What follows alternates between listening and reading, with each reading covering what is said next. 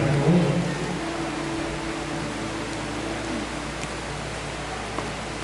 Segunda Coríntios 1.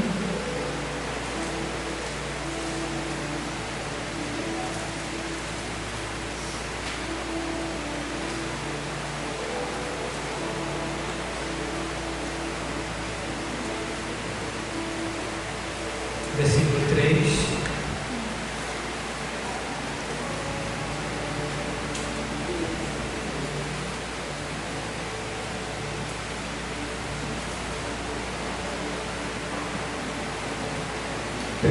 Segunda carta aos Coríntios, capítulo 1, versículo 3, o texto sagrado diz: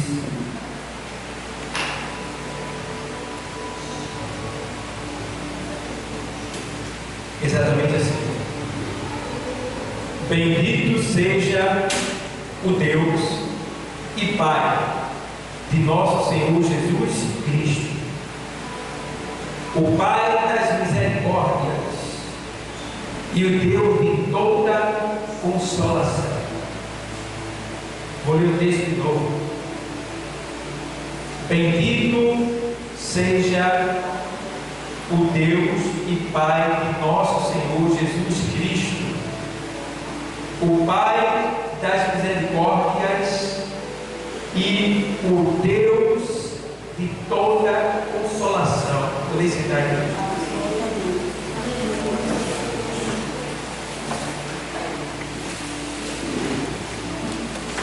Amém. Amados, eu li essa carta do apóstolo Paulo. Essa carta, ela fala sobre ação de graças.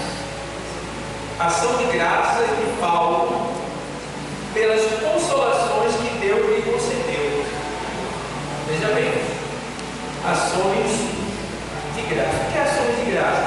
São agradecimentos através de ações.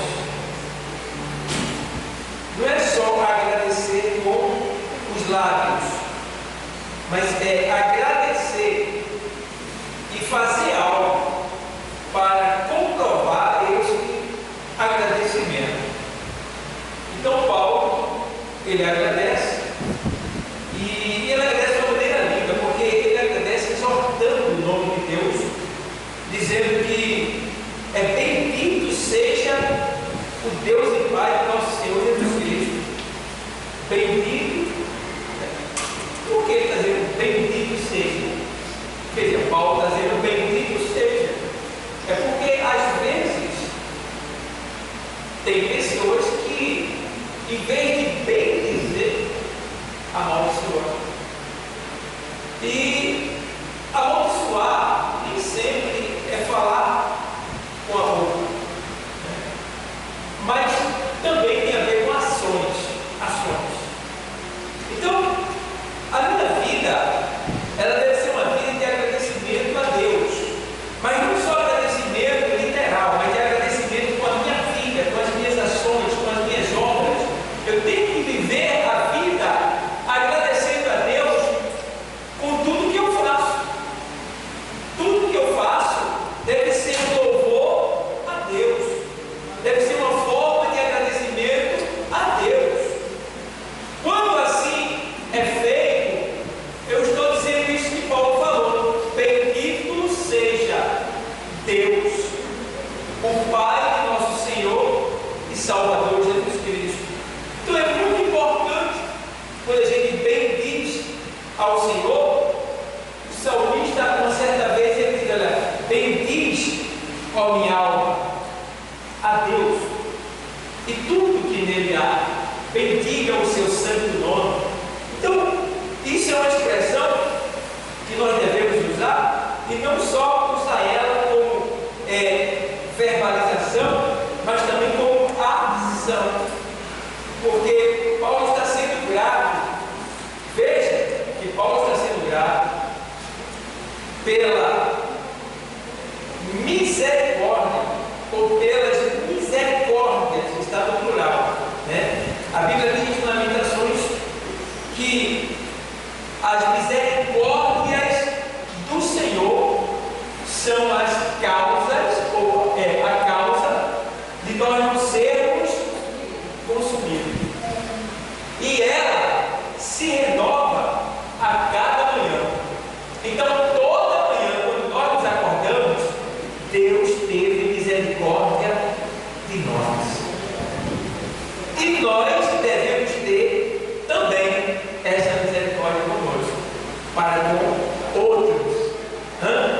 E aí ele faz: muito obrigado, bendito seja o Deus e Pai de nosso Senhor e Salvador Jesus Cristo, nosso Senhor Jesus Cristo, o Pai das misericórdias e o Deus de toda consolação. Tem gente que está um pouco desconsolado por causa das finanças. Ele consola, segundo o que Paulo está falando aqui, ele consola. Ele consola. Tem gente que está desconsolado por causa das finanças. Ele consola, Paulo está dizendo. Tem gente que está desconsolado por causa de enfermidades. Ele consola. Tem gente que está desconsolado por causa de calúnia, perseguição, ameaças. Ele consola. A expressão consolo aqui quer dizer: ele é aquele que resolve a tua causa. Aleluia.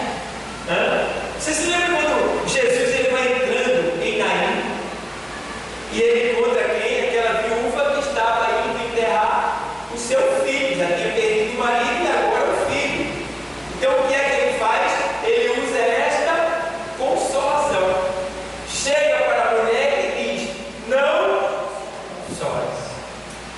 Não chores. Quem é ele para dizer não chore? Ele é Deus. Aleluia. Ele é o Filho de Deus. Aleluia. Ele é o Deus das misericórdias e de toda consolação. Ele diz lá para Moisés, quando Moisés queria ver ele, né? E ali, dentro do comentário de Deus com Moisés, o Senhor diz assim: olha, me compadecerei de quem eu me compadecer, e terei misericórdia de quem eu tiver misericórdia. Então, quando Deus quer, ninguém pede. Ele vem e age e faz, porque se as suas mãos estendidas estão, que coisa fará voltar atrás? Então, ele tem esse dom, esse poder, né, de consolar você. Não importa o que esteja acontecendo na tua vida, ele consola. E veja que quando ele diz para a mulher, a viúva daí, ele diz: olha, não chores. No meio de um enterro, todo mundo chorando, ele vai e diz: não chore. Para a pessoa certa, para a mulher, a mãe do menino, ele não diz para a multidão: não chore. Ele diz: olha, você não chora. E quando ele diz não chore, e não tem uma coisa que Deus está falando aqui: se ele está dizendo não chores, não entre em pânico, não se desespere. Se ele está dizendo isso, é porque ele está indo na causa e no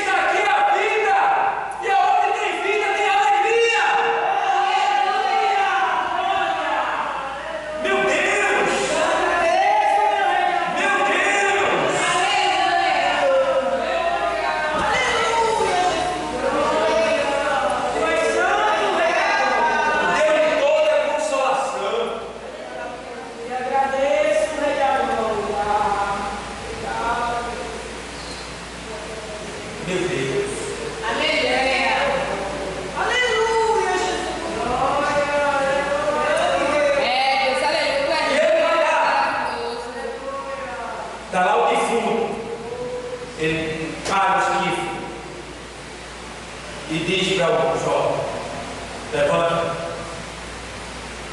E o jovem ouviu a mão.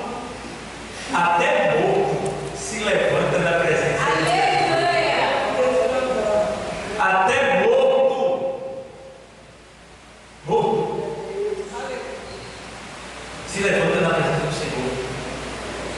Será que ele não tem poder para te levantar hoje aqui, não? Talvez tu esteja caído, eu não sei porquê, na tristeza, na dívida, na doença, na perseguição, eu não sei, mas será que ele não tem poder para te levantar hoje aqui nesse lugar? Ele tem. Agora é você que crê que ele está aqui, mas opera lá também, porque ele é Deus de perto e é Deus de longe.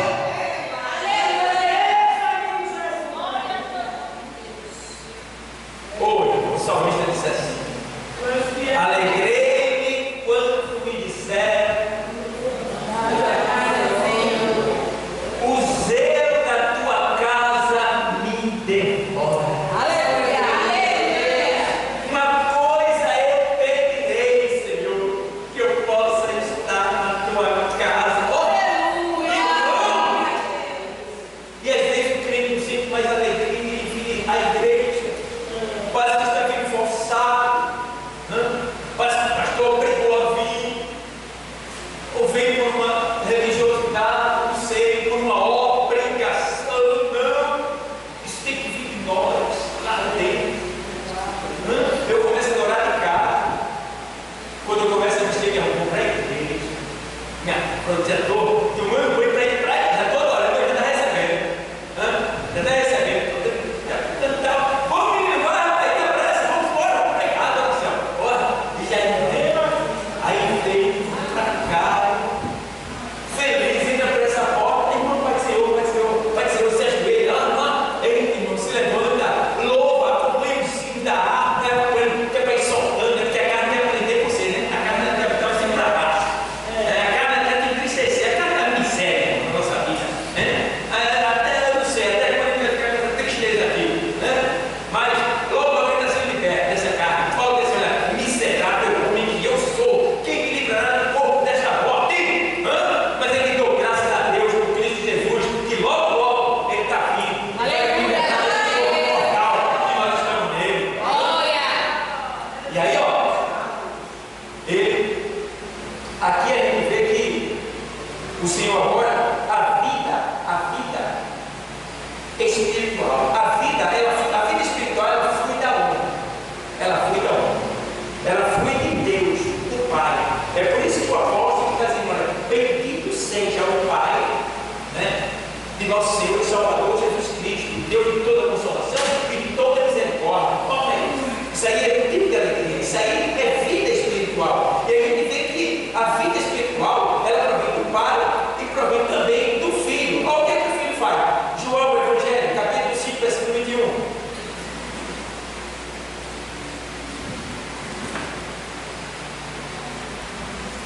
Pois assim como o Pai ressuscita os mortos e os vivifica, assim também o Filho vivifica aqueles que o quê? Querem.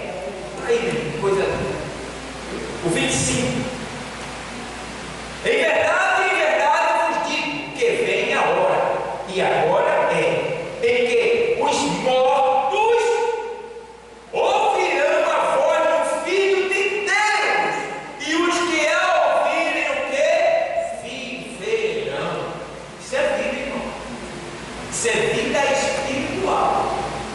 Deus tem esse poder de, através de Jesus Cristo, pelo seu Espírito, nos dar vida, nos dar alegria, e até os mortos, ouvindo essa voz, se levanta, ouvirão. Então, muitos de nós, irmão, a gente sofre porque a gente não crê na palavra de Deus, irmão. Não crê. E outra coisa, outro defeito que a gente tem, isso é um defeito que está matando muitos crentes, é ser ouvinte e esquecido. Ouvinte e esquecido. Tiago diz isso. Tiago diz assim, 1,25 de Tiago: aquele, pois, que atenta bem para a lei perfeita da liberdade. A lei perfeita da liberdade é a palavra de Deus.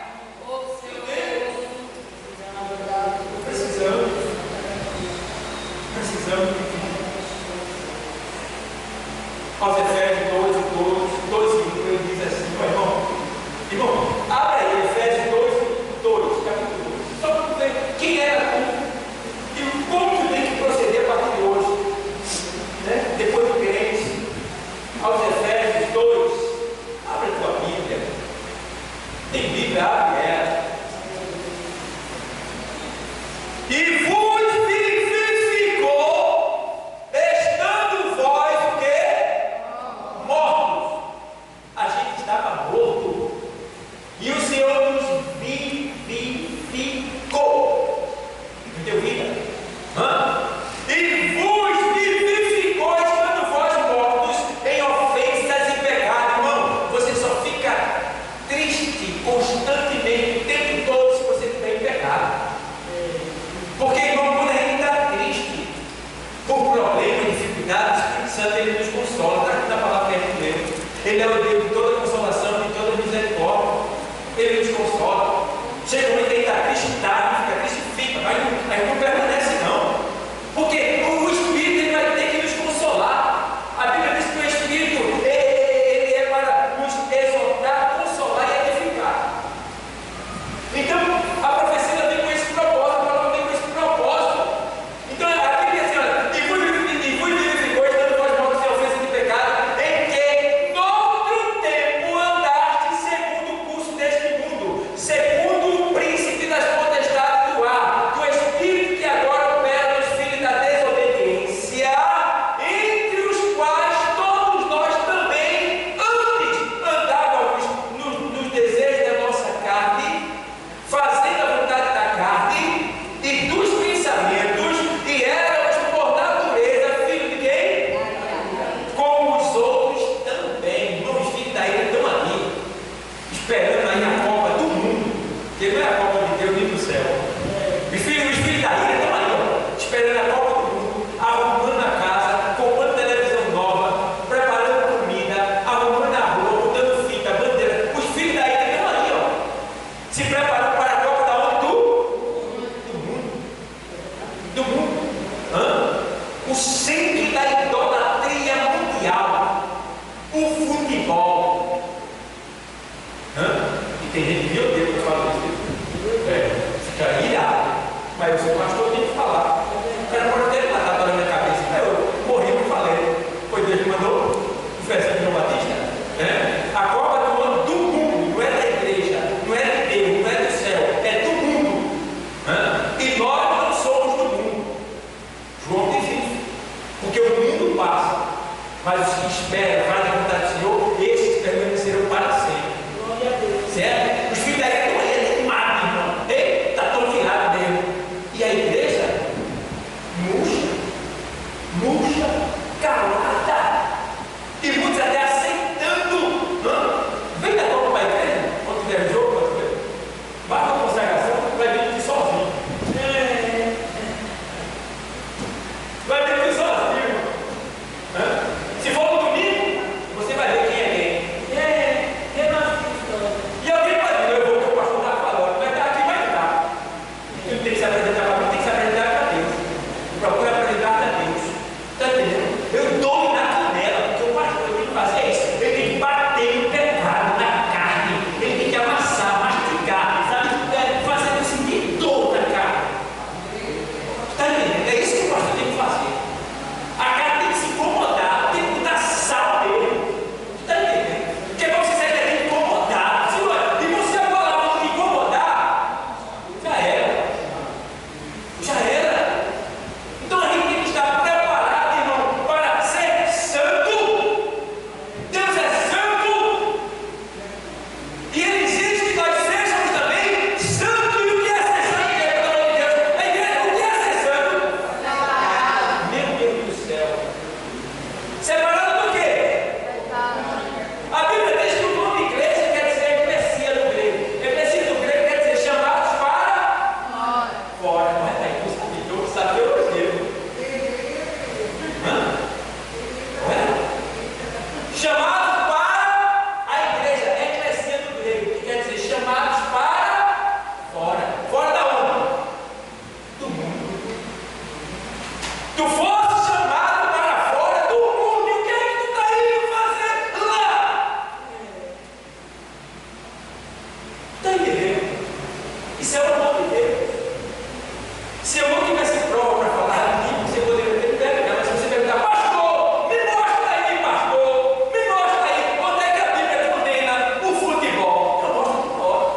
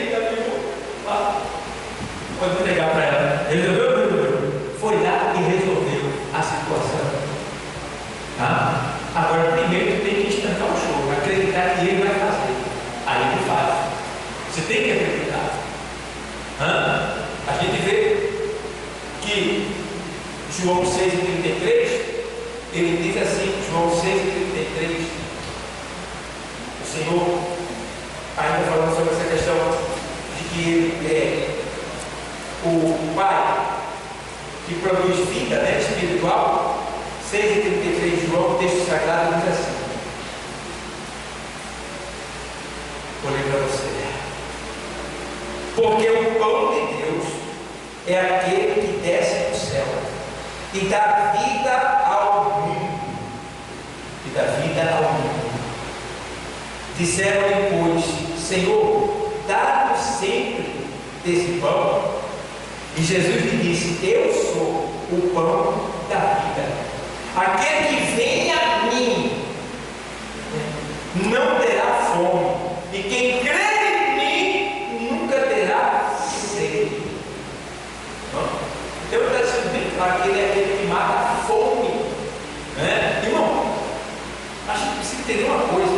Quando seu pai vai começar maritando e diz assim: olha, se tu beber dessa água, tu tornarás a beber dela, mas se tu beber da água que eu te der, nunca mais tu terás sede. Está entendendo? O que quer dizer isso aí? Jesus pegou algo físico e transformou em algo espiritual.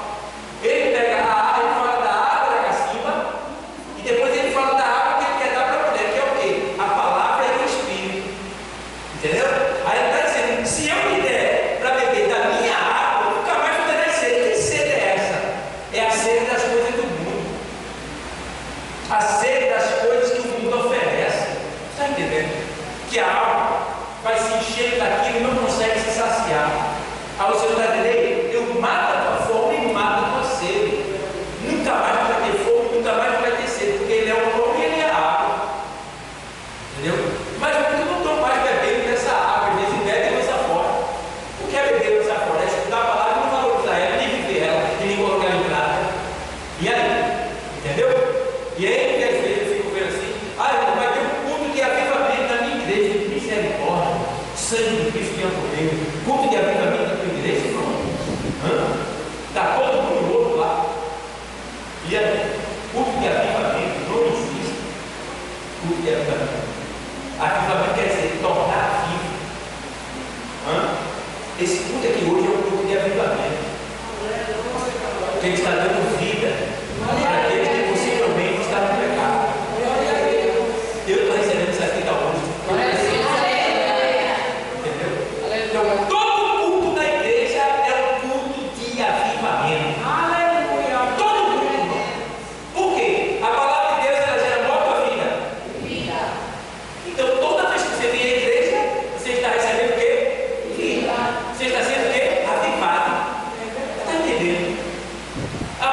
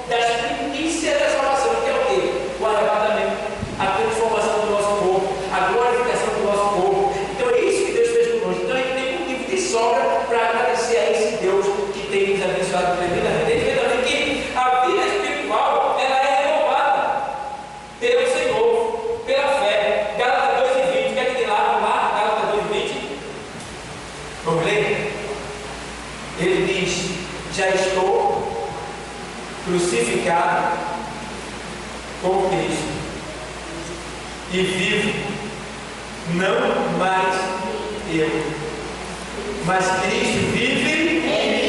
E a vida que agora vivo, olha, observa bem, vida nisso. Vivo na carne, vivo na fé do Filho de Deus, o qual me amou e se entregou a si mesmo por mim. Irmão, Paulo chega a dizer assim: o amor de Deus me constrange. Ei, já pensasse nisso que Paulo falou? O amor de Deus me constrange. Sabe o que é isso aí? Eu tenho vergonha de Deus, pelo fato de Ele ser santo, perfeito e me amar sem eu merecer. Paulo está dizendo isso. O teu amor me constrange. Ou seja, Deus diz: eu te amo, mas eu fico com vergonha, porque eu sei que eu não sou perfeito. Eu sei que eu sou, mas Ele está dizendo que me ama. Então isso me constrange. E é esse tipo de constrangimento que vai acontecer no dia da arrebatamento. Quando chegar lá no tribunal de justiça, aquela parte que diz assim: ó, e sofrerá detrimento. Detrimento é uma rápida tristeza, uma rápida vergonha, que aqueles que forem arrebatados e salvos só pela fé não tem obra, mas chegou lá, vai olhar para Jesus no tribunal assim, vai ser salvo pela fé, mas vai chorar na hora assim, rapidamente, uma tristeza. Por quê? Porque vai ver que Jesus, Ele é real, Ele é verdadeiro, Ele fez tudo por mim e eu não fiz nada por Ele. Isso lá em cima vai ser um choque. É rápido, mas vai ter esse detrimento que está lá na hora do tribunal de Cristo. Então, irmão, vamos trabalhar, vamos dar as mãos, vamos servir mais, vamos fazer mais. Eu fico olhando, irmão, às vezes, irmão, o que é que Deus mais ama depois de nós? É missão. Missões. Irmão, se a igreja tivesse todo Deus ama a missão. Irmão, Deus ama demais a missão. E se a gente não amar a missão, a gente não está fazendo valer o amor de Deus em nós. Irmão, sabe por que nós fomos salvos? Por causa da missão. Algum missionário veio lá do outro lado e nos alcançou que nós fomos salvos. E a gente tem que usar esse mesmo amor para buscar outras pessoas que estão precisando também. E muitos de nós não contribuem com missões, não se interessa por missões, não se preocupa com missões. E eu fico olhando, meu Deus do céu, a igreja precisa voltar a fazer missões. Irmão, Deus até um pouco para arrumar de ir buscar, ir para a missão, evangelismo está escasso. O que é isso aí? Cumprimento da palavra de Deus, que diz assim: por se multiplicar a iniquidade, o amor de muito. Está entendendo? Está frio já. A igreja está fria. A igreja só está pulando, dando glória a Deus, quando vê um camarada que ele, sabe, que ele. Bom, tem um estudo.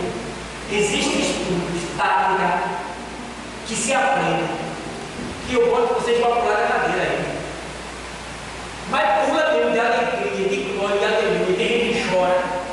Vocês sabiam que tem isso? Estudos baseados na psicologia para tocar no emocional da igreja. Tem gente que vem aqui e levanta vocês de banco, faz você levantar e chorar. E no final ele vem cá, vai ser para você ver, você é aqui. Tática, malandragem espiritual. Deus me livre. Eu prefiro ver a igreja caladinha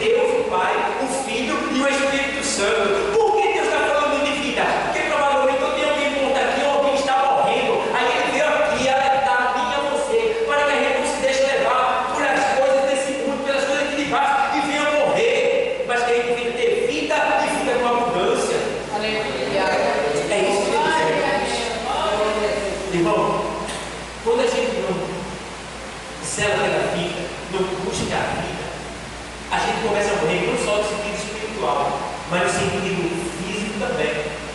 Começa a surgir doenças, problemas psicossomáticos na mente, doenças psicológicas. Por quê? A gente não está cheio de Deus.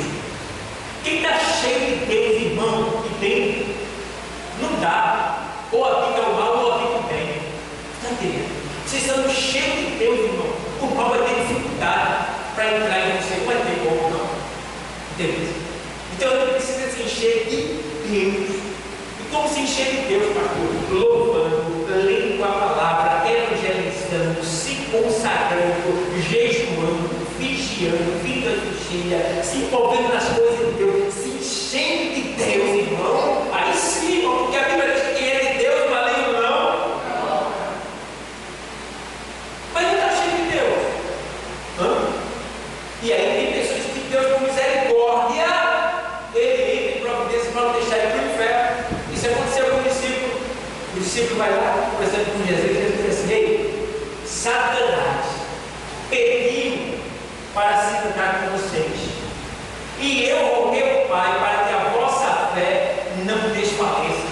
Mas tu, quando te converteres, confirma teus irmãos. Olha para ele. Satanás pediu a Deus oportunidade para se andar com os discípulos, e Jesus intercedeu dizendo: não deixa não, porque se tu deixar ele vai. Ele não aguenta. E tem muita gente que, se Satanás se andar, cai dele, vai comer a vaga. E Deus, com misericórdia, está dizendo aqui hoje, que você vai falar: eu sou filho, estou chegando aqui para que Satanás não tenha a liberdade de se andar com você. Eu estou intercedendo por você diante do Pai, porque é isso que Jesus está fazendo lá, intercedendo por nós, para que a gente se fique aqui até o dia de ele voltar para nos buscar. Agora, o pastor fica amigo do sangue de vocês, porque ele está avisando. E eu estou tendo que cuidar lá. Aí ele veio aqui ali, ó, já estou crucificado com Cristo, e vivo não mais eu, mas se Cristo vive em mim, e a vida que agora levo na fé. Então veja, Cristo vive em mim. Paulo está dizendo: eu já não faço mais o que eu quero, é Cristo que opera através de mim. Está lá em Colossenses 2 e 13, onde ele diz assim, 2 e 13, porque em nós opera o querer e o Filipenses, perdão, aos Filipenses 2 e 13, porque em nós opera o querer e o efetuar de Deus segundo a sua boa vontade. E você opera o querer de Deus? Opera a vontade de Deus? Veja, se você tem contribuído, se você tem feito o que Deus tem mandado você fazer no seu coração. Veja, então, Paulo está dizendo assim aqui, em mim, eu já não vivo mais eu, mas Cristo vive em mim. Aí, lá em 1 Carta aos Coríntios 10 e 3, vou ler para você aqui, 1 Carta aos Coríntios 10 e 3, diz assim o texto sagrado. E aqui está falando sobre não devemos tentar Cristo, como alguns dos israelitas o tentaram. 10 e 3. Aí ele diz assim: e todos comeram de um mesmo manjar espiritual. Verso 4. E beberam todos de uma mesma bebida espiritual, porque bebiam da pedra espiritual que os seguia, e a pedra era quem? Cristo. O que quer dizer aqui?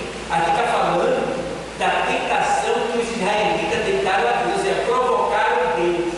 Irmão, eles provocaram Deus por 10 vezes. Deus ficou tão furioso que disse assim: até quando esse povo vai me provocar? Até quando? E chegou a hora que Deus ficou tão furioso que Deus disse: eu vou matar tudo e vou fazer de ti, Moisés, uma nova nação. Aí Moisés, como pastor daquele povo, se compadeceu e disse: Deus não mata não, porque o povo vai dizer que o Senhor matou ele porque ele pode tomar conta deles.